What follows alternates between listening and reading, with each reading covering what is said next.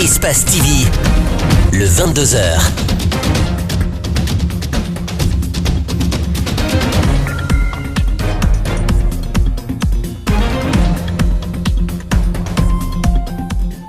Bonsoir à tous. À la une de l'actualité nationale, le directeur de la loterie nationale a été révoqué hier de ses fonctions.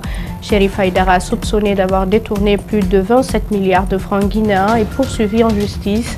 La mesure gouvernementale réjouit l'Agence nationale de la lutte contre la corruption. MHD en détention provisoire en France, l'artiste poursuivi pour le meurtre d'un sans-abri reçoit des soutiens dans son pays d'origine, la Guinée. Vous allez entendre quelques réactions recueillies par nos reporters. Félix Tshisekedi a été investi ce jeudi. Le leader de l'UDPS, qui a remporté la présidentielle du 30 décembre 2018, devient le 5e président de la République démocratique du Congo. Je vous le disais à l'instant, des organisations qui œuvrent dans la lutte contre la corruption ont vivement salué la révocation du directeur général de la LONAGUI. Ce dernier a été démis de ses fonctions pour détournement de plus de 27 milliards selon les autorités. Dans la foulée, les mêmes organisations souhaitent que cette décision soit élargie à tous les autres cas de soupçon dans l'administration publique. Djibril Ba et Thierno Sadouba. La révocation de l'ancien Chérif Haïdara, directeur général de la LONAGUI, pour détournement de plus de 27 milliards est une bonne décision, mais tardive, selon l'Agence nationale de lutte contre la corruption. Et je pense que c'est très bien, jamais tard, que l'autorité a pris cette décision. Vous allez voir la suite. C'est pour vous, c'est tard. C'est tardif. Non, oui, c'est tardif. C'est tardif. Il faut le reconnaître. C'est des structures qui doivent bénéficier de contrôles réguliers. L'Agence nationale de lutte contre la corruption voudrait encore plus d'actions concrètes. À elle seule, la lutte contre le phénomène sera vaine. Du coup, son secrétaire exécutif adjoint fait des recommandations auprès du Premier ministre qui a pris l'engagement de lutter contre la corruption dès sa prise de fonction. Le corps de contrôle ne bénéficie pas de cette attention, il faut le reconnaître. Inspection générale d'État, Inspection générale des finances, la CENTIF, l'ORDEF, l'ANC, c'est des parents pauvres du budget de l'État. Et quand on n'a pas les moyens de lutter contre un fléau comme la corruption et les pratiques assimilées, il ne faut pas se leurrer. Ce scandale financier suscite des commentaires et de réactions dans la cité. Cet acteur de la société civile et président de la coalition Publiez ce que vous payez dénonce cette malversation financière qui, pour lui, ne reste pas sans conséquence sur les projets de développement du pays. Il y a une loi anticorruption. Mais cette loi anticorruption aujourd'hui tarde à faire ses effets parce que tout simplement, les tests d'application ne suivent pas. C'est aussi... il faut une volonté politique. Il faut vraiment une rupture. 27 milliards est un montant que l'État compte récupérer en engageant une poursuite judiciaire contre l'accusé qui était jusque-là directeur général de la LONAGUI. En attendant, Kassouri Fofana propose à Alpha Condé la révision des contrats de la société de jeu, le renouvellement de son conseil d'administration et son équipement. La rencontre de 2 jours sur les dangers liés à la migration irrégulière a pris fin ce mercredi à Conakry. Elle a été organisée par le réseau des ONG italiennes avec son projet Redemption Song. L'objectif est de coordonner les actions des différents intervenants. Malik Sangiana Kamara et Thierno Sadouba pour le Publi Reportage.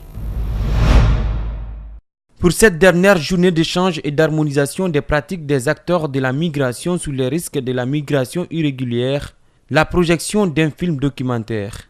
Le film retrace le calvaire des jeunes Africains qui décident d'emprunter le chemin de la clandestinité pour regagner l'Europe. Le co-auteur du film se rappelle de son passé et il en témoigne. Nous avons le droit de nous déplacer, mais on nous a bloqués. Ils préfèrent que nous restions chez nous ici. Alors les jeunes qui décident maintenant de quitter ici en faisant n'importe quoi pour arriver en Occident, les risques sur cette immigration des gens qui ne sont plus Parce que représentés. j'ai traversé le désert, j'ai vécu en Afrique du Nord 13 ans. Cet atelier a permis aux participants de dynamiser leurs efforts dans la lutte contre ces fléaux qui ne fait qu'endeuiller les familles en Afrique.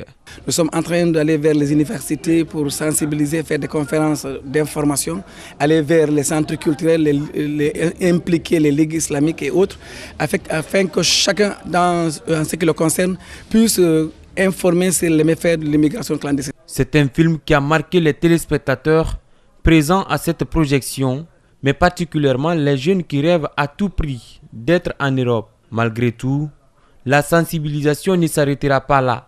Grâce à cet atelier de renforcement de capacité, désormais cette synergie est créée et ça ne se limite pas seulement qu'au niveau national, elle va au-delà du pays, donc c'est au niveau sous-régional. Donc nous allons non seulement partager l'expertise avec d'autres pays, mais aussi les cas de réussite, les cas de succès et les échecs que de part et d'autre ont été vécus pour qu'il y ait un combat plus rude.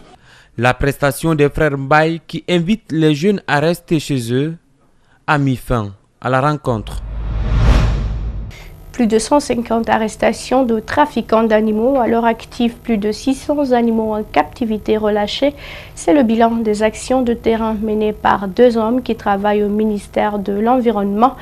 Mamadou Bella Diallo et le lieutenant-colonel Mamadou Sow, puisqu'il s'agit d'eux, ont reçu une distinction de l'ambassade de la Grande-Bretagne en Guinée mercredi, une manière de les encourager dans leur démarche. Al-Sénébari, Ibrahim Assouri Kamara vous donne plus de détails. Suivez. Ce sont ces 2 hommes qui se sont illustrés durant les 8 dernières années dans la lutte contre le trafic des animaux sauvages et la déforestation. À l'heure active, plus de 150 arrestations de braconniers, plus de 600 animaux en captivité relâchés, des cadres qui méritent d'être encouragés, selon l'ambassade de la Grande-Bretagne en Guinée. Parmi ceux qui ont été arrêtés, ça comprend aussi certains cadres des ministères qui ont été impliqués. Donc vous voyez, c'est une chose qui est très importante pour la Guinée, en reconnaissant la richesse naturelle que vous avez, mais aussi en soutenant la lutte contre la corruption. Le lion, la panthère, l'éléphant et autres animaux sauvages sont des espèces en voie d'extinction dans notre pays. Ces dernières années, la Guinée était devenue l'une des plaques tournantes du trafic d'animaux. Il y a donc moins de 50 ans ou 50 ans avant aujourd'hui, la Guinée avait plus de 1000. Je prends la zone de Ourekaba, il y avait plus de 110 éléphants comptés. Entre Dalaba et Kindia, il y avait une 60aine. À Ourekaba, il y en avait 100 et quelques.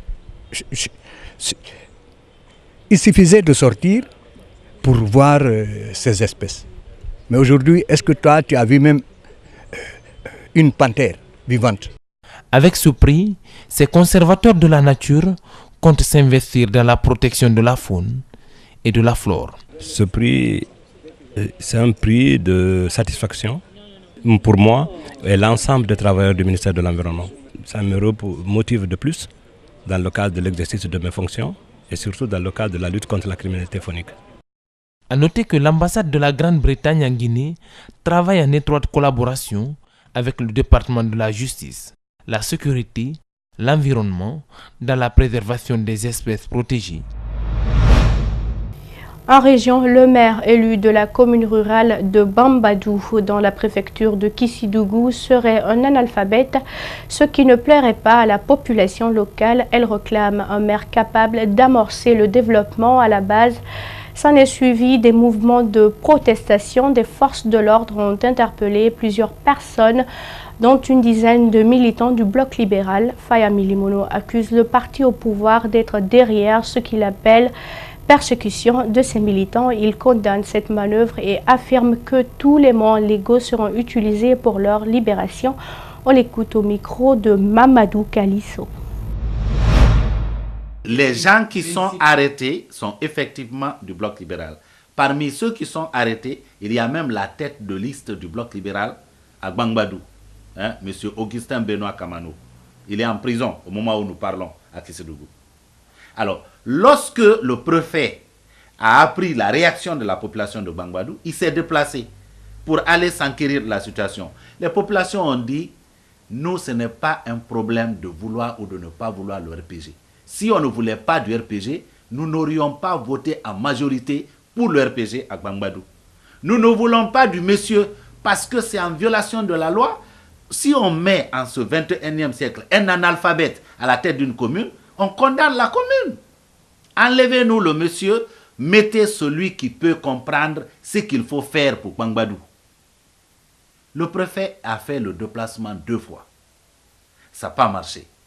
Et donc, ils ont deviné que si les gens continuent à réagir, c'est que le BL est derrière. Pourquoi nous allons être derrière? Parce que de toutes les façons, même si on remplaçait l'actuel maire, ce n'est pas pour le remplacer par un membre du Bloc libéral. Pourquoi on s'en prend au BL?